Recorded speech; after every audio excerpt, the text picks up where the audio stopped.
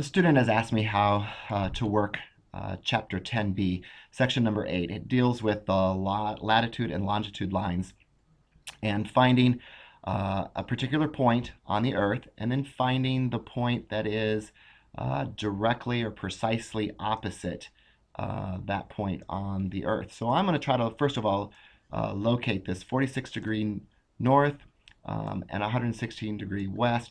And if this is the longitude 0, and this is my latitude 0. I've got 30 here, so I'll try to break this up. This must be 40 degrees north. This is about 50 degrees north, and you want to be about 46, so somewhere in between these two blue lines, 40 and 50. I know that 116 degrees west, I'm going to go around the Earth towards the west. So I'm going to start at 0 on the longitude, and towards west would be this direction, heading off west. 116 degrees, there's 90. Oh, I'll probably make some lines again.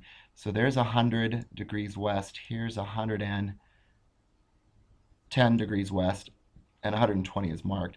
So it looks like I kind of want to be in this area for the 46 degrees north and 116. You don't have to be exact. At least gives you some idea. Then I want to find the point on the opposite side of the world from this point. I can kind of even draw a line. It's not a really good representation, but you can kind of see if this were to go through the Earth, I want to be, instead of heading up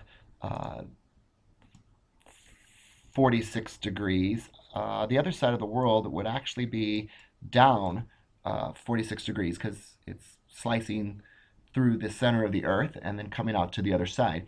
So instead of a positive 46 degrees, or instead of saying 46 degrees north, we would have 46 degrees south. And then this is a little bit trickier.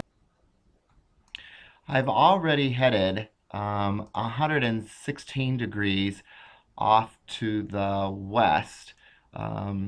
So one way to think about this is halfway around the Earth is another 180 degrees from this spot. So you could continue going around the Earth halfway around, 180 degrees off to the west.